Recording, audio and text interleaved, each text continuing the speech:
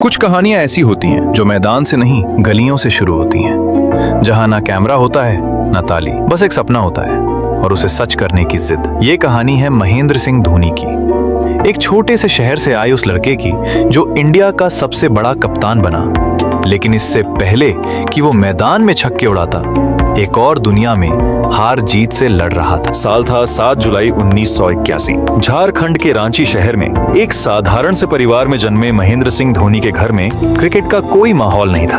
उनके पापा पान सिंह मैकॉन नाम की कंपनी में जूनियर मैनेजमेंट में काम करते थे। माँ देवकी देवी एक सीधी सादी गृहिणी थी। धोनी के 2 बड़े भाई बहन हैं। बड़े भाई नरेंद्र सिंह धोनी जो MS धोनी से लगभग 10 साल बड़े हैं, जो अभी एक राजनीतिक और सामाजिक कार्यकर्ता है। जयंती गुप्ता MS धोनी की बड़ी बहन, जिनसे धोनी का बहुत खास रिश्ता है। धोनी की परवरिश एक मध्यम वर्गीय माहौल में हुई, जहां जरूरतें सीमित थीं, लेकिन सपने खुले आसमान जितने बड़े थे।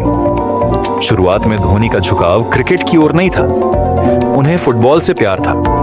DAV स्कूल में वो एक शानदार गोलकीपर थे। लेकिन एक दिन स्कूल के स्पोर्ट्स टीचर केशव रंजन बनर्जी ने धोनी की तेजी और रिफ्लेक्स देखकर उन्हें क्रिकेट टीम में ट्राई दिया बतौर विकेट कीपर। पहली बार जब धोनी ने ग्लव्स पहने तो गेंद जैसे खुद उनके हाथों में खींची चली आई। बस फिर क्या था, फुटबॉल पीछे छूट गया और क्रिकेट बन गया उनका पहला और आखिरी प्यार। जब धोनी स्कूल में थे तब उनका पूरा परिवार उनकी पढ़ाई पर ध्यान देता था। लेकिन जैसे ही धोनी ने क्रिकेट में रुचि दिखाई, सबसे पहले MS धोनी की बहन जयंती ने ही उन्हें आगे बढ़ने की हिम्मत दी। धोनी का घर एक साधारण सरकारी कॉलोनी में था, जहां कभी बिजली चली जाती थी तो पूरे मोहल्ले में अंधेरा छा जाता था। लेकिन उस अंधेरे में भी धोनी का सपना कभी बुझा नहीं। यहीं से शुरू हुआ रांची के लड़के से इंडिया के कैप्टन कूल बनने का सफर। कभी कभी सपने सिर्फ आंखों से नहीं, धड़कनों से देखे जाते हैं, और जब एक लड़का उन्हें सच्चाई में बदलने निकलता है तो हर छोटी जीत उसके कदम चूमने लगती है। अब धोनी के जीवन की कहानी उस मोड़ पर पहुंच चुकी थी जहां से MS धोनी बनने की शुरुआत होती है। स्कूल क्रिकेट में कमाल दिखाने के बाद भी उन्हें कई लोकल टूर्नामेंट, क्लब मैच और जोनल ट्रॉफियों में खुद को साबित करना पड़ा। पहले खेला Cooch Behar trophy under 19 level Jharkhand की टीम से। टूर्नामेंट में धोनी ने 9 मैचों में 5 अर्धशतक, 17 कैच और 7 स्टंपिंग के साथ 488 रन बनाए थे। फिर धोनी को CK नायडू ट्रॉफी के लिए ईस्ट जोन अंडर 19 टीम में जगह मिली। धोनी ने 4 मैचों में केवल 97 रन बनाए। जब आपके पास पैसा नहीं होता, पहचान नहीं होती, तब जो लोग आपके साथ खड़े रहते हैं वो ही असली दोस्त होते हैं। धोनी के पास भी ऐसे ही कुछ खास दोस्त थे जिनके बिना शायद ये कहानी अधूरी होती। सबसे पहले परमजीत सिंह चिट्टू भैया, इन्होंने ही धोनी को सबसे पहले लोकल टूर्नामेंट में खिलवाया था। फिर आए संतोष लाल, एक जबरदस्त बल्लेबाज जिन्होंने धोनी को उनका सिग्नेचर हेलीकॉप्टर शॉट सिखाया। शब्बीर, सौरव और उदय, ये वो दोस्त थे जो हर टूर्नामेंट के लिए पैसा जोड़ते थे। कहीं अगर टूर्नामेंट में जाने के लिए बाइक में पेट्रोल नहीं होता तो ये सब चंदा कर पेट्रोल डलवाते। जब खाने के पैसे नहीं होते तो एक ही थाली में 4 दोस्त खाना खाते। और जब धोनी किसी मैच में फ्लॉप हो जाते तो वही दोस्त धोनी को मोटिवेट करते हैं। धोनी ने बिहार के लिए रणजी ट्रॉफी खेलना शुरू किया, लेकिन कोई उन्हें जानता नहीं था। न कोई बड़ा कोच, न कोई पावरफुल सपोर्ट। उस समय भारतीय क्रिकेट में मेट्रो सिटीज के खिलाड़ियों का दबदबा था। रांची जैसे शहर से निकलकर इंडियन टीम तक पहुंचने की कल्पना ही बहुत बड़ी थी। धीरे धीरे सेलेक्टर्स का ध्यान उन पर गया। 1999 से 2000 में आखिरकार उन्हें मौका मिला बिहार की रणजी टीम में खेलने का। पहले ही मैच में आसाम के खिलाफ धोनी ने 68 रन बनाए, वो भी दबाव में। उस मैच के बाद ड्रेसिंग रूम में उनके सीनियर धोनी की बैटिंग देख के हैरान थे। 2001 में धोनी को रेलवे की नौकरी मिली, खड़गपुर स्टेशन पर TT टिकट चेकर के रूप में। सुबह की शिफ्ट में स्टेशन पर टिकट चेक करना और रात को मैदान पर प्रैक्टिस, यही उनकी दिनचर्या थी। लोगों के टिकट काटते काटते वो अपने सपनों को जोड़ रहे थे। धोनी ने अपने उभरते क्रिकेट करियर के लिए खुद को पूरी तरह समर्पित करने के लिए भारतीय रेलवे में टिकट कलेक्टर की नौकरी छोड़ दी।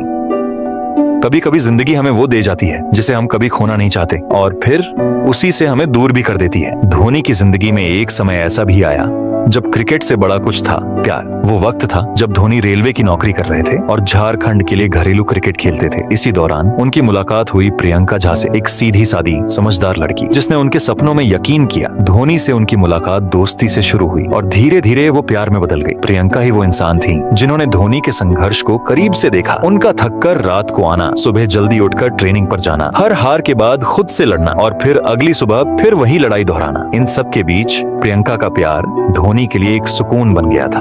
धोनी के दोस्तों ने कई बार बताया कि वो उससे शादी करना चाहते थे। उनके लिए प्रियंका सिर्फ एक मोहब्बत नहीं थी, वो उनके हौसले की वजह बन गई थी। लेकिन 2002 में एक दिल तोड़ देने वाली घटना घटी। प्रियंका झा का एक कार एक्सीडेंट में निधन हो गया। धोनी उस वक्त किसी टूर्नामेंट में व्यस्त थे और जब उन्हें ये खबर मिली, उन्होंने खुद को एकदम अकेला कर लिया। न किसी से बात की, न गम का इजहार किया, बस बैट और बॉल के साथ खुद को बंद कर लिया। और शायद यही वो मोड़ था जहां से माही एक आम खिलाड़ी से एक चट्टान बन गया। कई बार दर्द ही सबसे बड़ा उस्ताद बनता है और धोनी ने अपने सबसे गहरे दर्द को ही अपनी सबसे बड़ी ताकत बना लिया। साल था 2003 से 4। धोनी की जिंदगी से प्रियंका जा चुकी थी और उन्होंने खुद को पूरी तरह क्रिकेट में झोंक दिया था। उसी वक्त उन्हें मिला एक बड़ा मौका इंडिया ए टीम में खेलने का। ये टीम पाकिस्तान और केन्या जैसे देशों के खिलाफ एक टूर्नामेंट खेलने जा रही थी। ये पहला मौका था जब धोनी को इंटरनेशनल पिच पर खुद को साबित करना था और उन्होंने ऐसा तूफान मचाया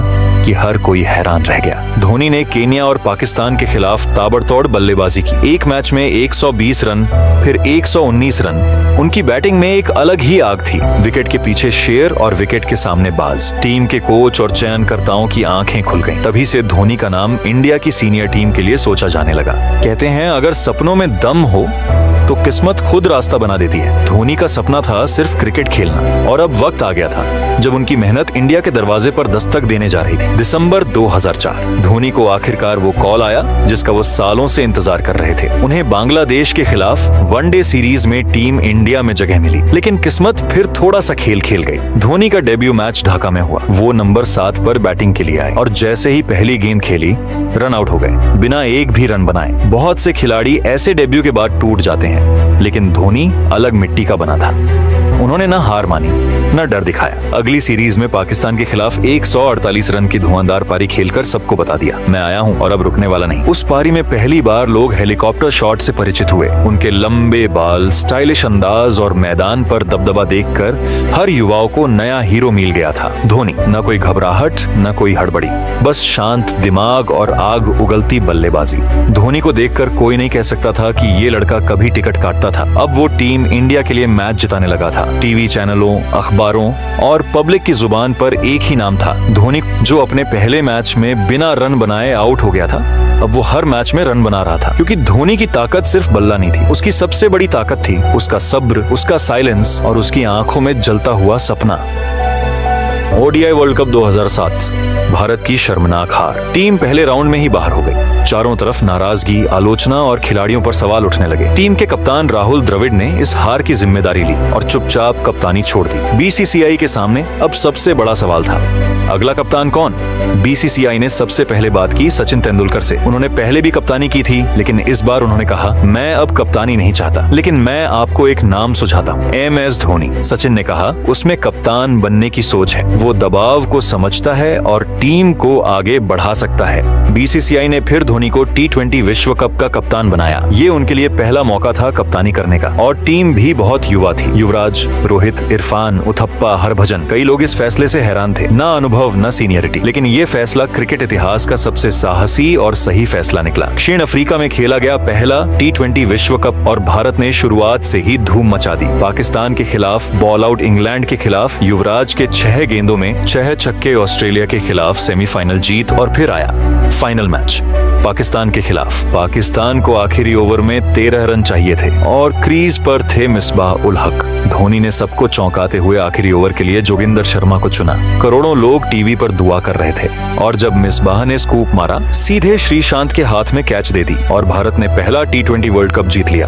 पूरे टूर्नामेंट में धोनी की शांति, उनका आत्मविश्वास और उनका खेल पढ़ने का तरीका। कई बार लीडरशिप चुनी नहीं जाती, वो अंदर से निकलती है। धोनी ने सिर्फ ट्रॉफी नहीं जीती, उसने भारत को एक नई सोच, एक नई आत्मा और एक नई पहचान दी। हर टीम को एक कप्तान चाहिए होता है, लेकिन भारत को मिला था एक ऐसा कप्तान जो मैदान पर भी चुप रहता था और इतिहास भी बदल देता था। धोनी के लिए 2007 T20 वर्ल्ड कप जीत सिर्फ शुरुआत थी। इसके बाद जो हुआ वो भारतीय क्रिकेट का स्वर्णिम अध्याय बन गया। T20 वर्ल्ड कप जीतने के बाद बीसीसीआई ने धोनी को वनडे टीम का स्थायी कप्तान बनाया। 2008 में अनिल कुंबले के संन्यास के बाद धोनी को टेस्ट टीम की कप्तानी भी दे दी गई। वो सिर्फ अपने खेल और फैसलों से टीम को चलाता था। वो सीनियर खिलाड़ियों को पूरा सम्मान देता था। सचिन, द्रविड़, लक्ष्मण, सहवाग सहवाग सभी धोनी की कप्तानी में कंफर्टेबल महसूस करते थे। धोनी ने यंग खिलाड़ियों को मौका दिया। गंभीर, विराट, रोहित, अश्विन, जडेजा, रैना, ये सब उसी के युग में निखरे।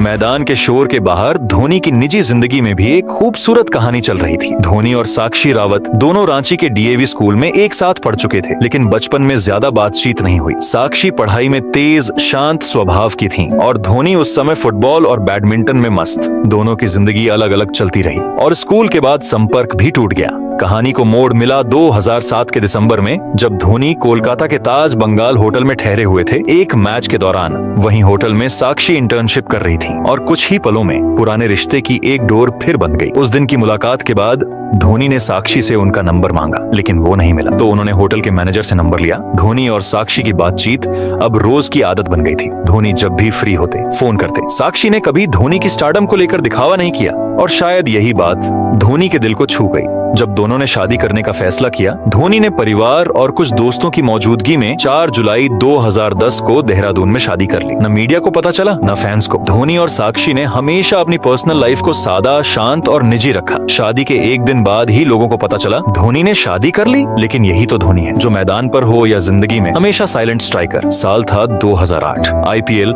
यानी इंडियन प्रीमियर लीग की शुरुआत हुई। उस वक्त हुई थी सबसे बड़ी बोली और सबसे बड़ा नाम था महेंद्र सिंह धोनी। सीएसके ने धोनी को 6 करोड़ में खरीदा, जो उस वक्त आईपीएल इतिहास की थी सबसे बड़ी कीमत थी। लेकिन इस बोली से ज्यादा कीमती चीज थी चेन्नई और धोनी का रिश्ता। धोनी ने सीएसके को एक टीम नहीं, एक परिवार बना दिया। 2008 से 2013 तक सीएसके हर साल प्लेऑफ्स में पहुंची। 2010 और 2011 2 बार बनी चैंपियन।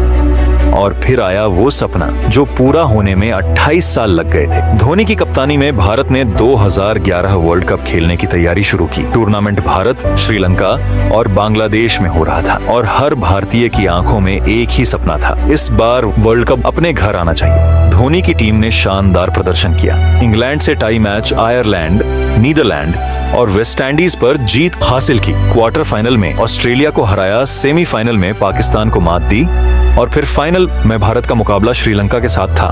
2 अप्रैल 2011 मुंबई वानखेड़े स्टेडियम। पहले बल्लेबाजी करते हुए श्रीलंका ने 274 रन बनाए। जवाब में भारत की शुरुआत खराब रही। सहवाग 0, सचिन 18 रन पर आउट। फिर गंभीर और कोहली ने पारी संभाली और जब सभी को लगा कि युवराज आएंगे, धोनी ने खुद बैटिंग के लिए आना तय किया। धोनी ने नाबाद 91 रन बनाए और फिर आया वो ऐतिहासिक पल, वो शॉट, वो बल्ला हवा में और वो शांत मुस्कान। वो लम्हा इतिहास बन गया। भारत 28 साल बाद विश्व कप जीत गया था। सचिन, सहवाग, युवराज, हरभजन, धोनी, सारे खिलाड़ियों के आंखों में आंसू थे।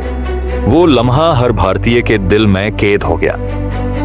एक कप्तान वो होता है जो जीत दिलाता है, लेकिन असली कप्तान वो होता है जो तूफानों में भी खड़ा रहता है, बिना हिले, बिना बोले। धोनी के करियर में ऐसा वक्त भी आया जब वो सिर्फ क्रिकेट नहीं, भरोसे का चेहरा बन गया था। आईपीएल का सीजन अपने अंतिम दौर में था। आईपीएल 2013 के बीच में 16 मई 2013 को क्रिकेट जगत को झटका लगा। दिल्ली पुलिस ने राजस्थान रॉयल्स के 3 खिलाड़ियों को स्पॉट फिक्सिंग के आरोप में गिरफ्तार किया। श्रीसंत, अजीत चंदेला, अंकित चवन को फिक्सिंग के आरोप में गिरफ्तार किया गया। क्रिकेट जगत हिल गया, लेकिन यह तो सिर्फ शुरुआत थी। इसके कुछ ही दिनों में एक और बड़ा नाम सामने आया। सीएसके के टीम प्रिंसिपल गुरुनाथ मयप्पन पर सट्टेबाजी और अंदरूनी जानकारी लीक करने के आरोप लगे। पूरा मीडिया सीएसके और धोनी पर सवाल उठाने लगा। धोनी सीएसके के कप्तान थे। मीडिया का सवाल था, उन्हें मयप्पन की हरकतों की जानकारी क्यों नहीं थी? टीवी चैनलों पर डिबेट्स शुरू हो गए। क्या धोनी भी इसमें शामिल है? क्या वो मयप्पन को बचा रहे हैं? 2013 चैंपियंस ट्रॉफी से पहले एक प्रेस कॉन्फ्रेंस में एक पत्रकार ने धोनी से मयप्पन पर सवाल पूछा। बीसीसीआई ने मीडिया को मना कर रखा था, फिर भी सवाल उठा। धोनी बस शांत और चुप रहे। कुछ लोग कहने लगे सच छुपा रहे हैं, लेकिन जो असली बात बहुत लोग भूल गए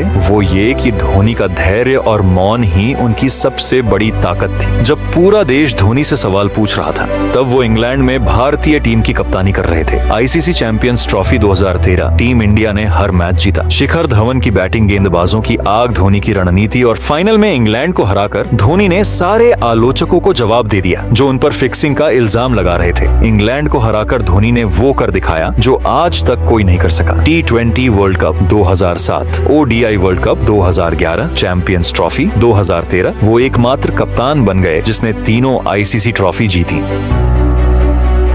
लोधा कमेटी की जांच के बाद सीएसके और आरआर दोनों पर 2 साल का प्रतिबंध लगा। मयप्पन को लाइफ टाइम बैन मिला। धोनी ने राइजिंग प्यूने सुपर जायंट के लिए खेलना शुरू किया। 2016 फीका रहा। 2017 में टीम फाइनल तक पहुंची लेकिन हार गई। इस दौर में धोनी की नेतृत्व क्षमता पर सवाल उठे। उन्हें कप्तानी से हटाया गया। सोशल मीडिया पर आलोचना बढ़ी लेकिन धोनी का चेहरा वैसा ही शांत रहा। ना प्रतिक्रिया ना प्रतिशोध, बस काम करते जाना, यही उनकी परिभाषा थी। कुछ रिटायरमेंट शोर में होते हैं और कुछ सन्नाटे में इतिहास बनाते हैं। धोनी का करियर सिर्फ मैदान की कहानी नहीं थी। ये एक ऐसा अध्याय था जो बिना किसी शोर के खत्म हुआ। जैसे सूरज डूबता है लेकिन रोशनी छोड़ जाता है। नी जान चुके थे कि विराट कोहली अब तैयार है। वो नहीं चाहते थे कि 2 कप्तानों के बीच तुलना हो। उन्होंने कहा, मैं अब टेस्ट टीम का भविष्य कोहली के हाथों में छोड़ना चाहता हूँ। ये था धोनी, जो ईगो से नहीं, देश के फ्यूचर से फैसले करता था। वनडे और टी20 में धोनी अभी भी खेल रहे थे। 2015 वर्ल्ड कप सेमीफाइनल तक पहुंचे। 2016 टी20 वर्ल्ड कप भारत सेमीफाइनल तक गया। लेकिन उम्र अब चर्चा बनने लगी थी। लोग कहने लगे, धोनी स्लो हो गए हैं, अब फिनिश नहीं कर पा रहे। कभी का हेलीकॉप्टर अब लैंड हो चुका है। धोनी ने सब सुना और फिर भी जवाब सिर्फ बल्ले से दिया। जब सीएसके ने 2018 में वापसी की, तब धोनी ने पूरे आलोचकों को बिना शब्दों के जवाब दिया। उन्होंने फिर से टीम को खड़ा किया, सीनियर खिलाड़ियों को जोड़ा और धोनी ने सबको चौंका दिया। उन्होंने 455 रन बनाए, खुद को मैच फिनिशर की तरह फिर से साबित किया। सीएसके फिर से आईपीएल चैंपियन बना और लोगों को लगा कि धोनी का सूरज अब भी चमक रहा है। ये सिर्फ जीत नहीं थी, ये सम्मान की वापसी थी। 10 जुलाई 2019 Manchester world cup semifinal. Bharat 5 wicket पर 92 रन पर था। हार सामने थी लेकिन धोनी मैदान में थे। धोनी ने धीरे धीरे जडेजा के साथ साझेदारी आगे बढ़ाई। फिर आया वो पल जब उन्होंने छक्का मारा और अगली ही गेंद पर रन लेने निकले, लेकिन मार्टिन गप्टिल का direct hit, Dhoni run out हुए और कैमरा ने उन्हें जाते हुए पकड़ा। धोनी का झुका सिर, भारी चाल और सन्नाटा। करोड़ों लोगों के मोबाइल और टीवी पर सिर्फ एक ही सवाल था, क्या ये धोनी का आखिरी मैच था? लेकिन जवाब फिर नहीं आया। अगले 1 साल तक धोनी ने क्रिकेट नहीं खेला। ना कोई इंटरव्यू, ना प्रेस कॉन्फ्रेंस, ना संन्यास का ऐलान। फैंस रोज सोशल मीडिया पर पूछते रहे, क्या माही वापस आएंगे? लेकिन धोनी जैसे मानो शब्दों से रिटायर हो चुके थे। 15 अगस्त 2020 इंडिपेंडेंस डे शाम के 7:29 इंस्टाग्राम पर एक वीडियो अपलोड हुआ। वीडियो में पीछे बज रहा था, मैं पल दो पल का शायर हूँ, और कैप्शन था, thanks a lot for your love and support throughout. From 1929 hours consider me as retired. बस इतना ही। ना प्रेस मीट, ना भाषण, ना कोई विदाई। धोनी चला गया वैसे ही जैसे वो हमेशा खेला, खामोशी से। कुछ खिलाड़ी विदाई मैच से याद किए जाते हैं, लेकिन धोनी उस खिलाड़ी का नाम है जो हर किसी के दिल में एक अधूरी सी खामोश जगह छोड़ गया। उसने जाते वक्त शोर नहीं किया, क्योंकि उसके हर चौके छक्के में, हर हेलीकॉप्टर शॉट में वो अलविदा पहले ही बोल चुका था। धोनी अब मैदान से भले दूर हों, लेकिन उनके बिना क्रिकेट का मैदान अधूरा लगता है। 2020 में इंटरनेशनल क्रिकेट से संन्यास लेने के बाद धोनी ने शोरगुल से दूर रांची के फार्म हाउस में एक शांत जिंदगी शुरू की। खुद खेती करने लगे, जैविक खेती से फसल उगाई, घोड़े, गाय, डॉग्स के साथ समय बिताने लगे।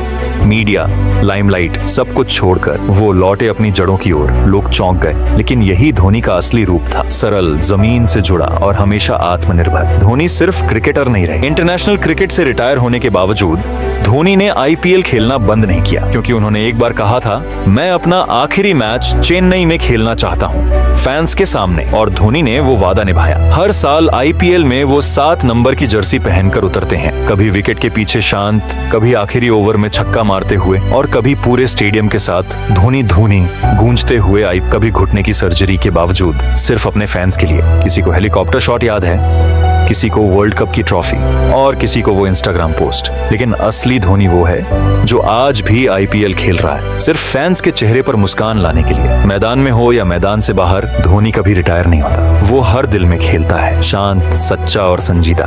ये थी कहानी उस लड़के की जो एक छोटे से शहर से निकला और पूरे देश के सपनों का कप्तान बन गया, जिसने ना सिर्फ ट्रॉफी जीती बल्कि लोगों का भरोसा भी। ना कभी शोर मचाया, ना अपने बारे में बताया, बस हर मैच में कुछ ऐसा कर गया कि लोग सिर्फ एक ही नाम चिल्लाते रहे, धोनी। आज वो भले ही टीम इंडिया की जर्सी ना पहनता हो, लेकिन हर दिल में वही जर्सी, वही नंबर 7 अब भी जिंदा है। क्योंकि धोनी सिर्फ खिलाड़ी नहीं, एक एहसास है जो कभी रिटायर नहीं होता। अगर आपको ये कहानी पसंद आई तो वीडियो को लाइक करें, चैनल